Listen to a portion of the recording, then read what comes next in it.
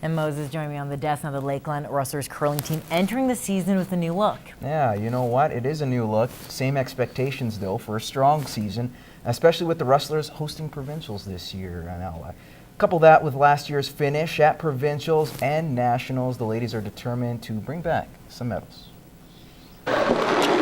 They're a rookie team with plenty of experience. Skip Ocean Smart is the only remaining player from a year ago, but just fell short of taking home some hardware.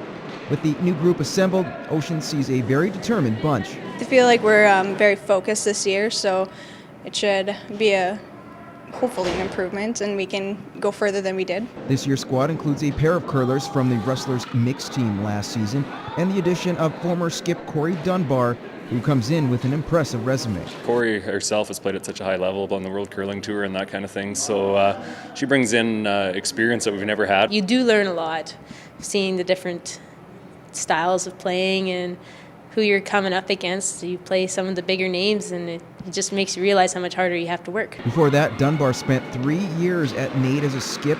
Now she's moved to third, a transition that has gone smoothly. So far, so good.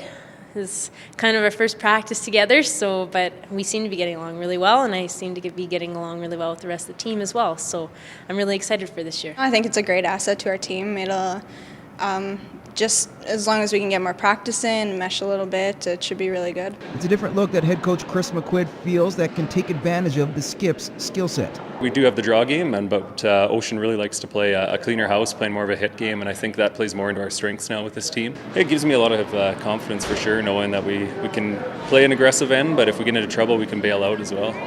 This year is a special one for the Rustlers, as Vermilion is the site of the ACAC Curling Provincials, and the team knows they want to be in the final in their own barn come February. The last time we did that was my first year, and we didn't take a team to our own provincials, so for me, it's definitely a big goal to get a team back there. We have a very good chance of making it be first in the provincials, I believe, and I think we could do nationals as well. I think home ice advantage always has a little bit, but try not to, we still have to get there, we still have to win, so just take it one game at a time.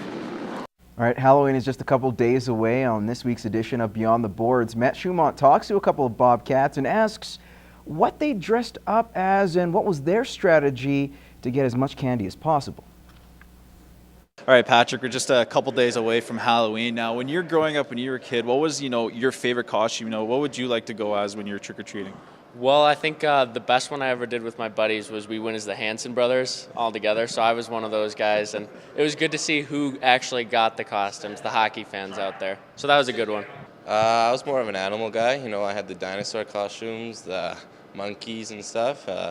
Aladdin a couple times. I had a kissing booth one year in high school, so that worked out pretty well for me, Okay, now when you're trick-or-treating, what was the strategy? You got to, run door to door really quick, or did you spread out? What was the strategy when you're trick-or-treating? Well, speed was definitely one of the factors, but you had to find the best neighborhoods with the houses closest together so you could get maximum candy in the quickest amount of time. Okay, now what was some of the best candy that you got and some of the worst things that you got? Always the big chocolate bars, chips were always good, but no one ever likes to get a pencil. The toothbrushes, you're getting candy, you're not going to brush your teeth. The best candy bars have to be Milky Way or Snickers or those kind, and then the worst ones would have to be those popcorny balls that you get in the wrap.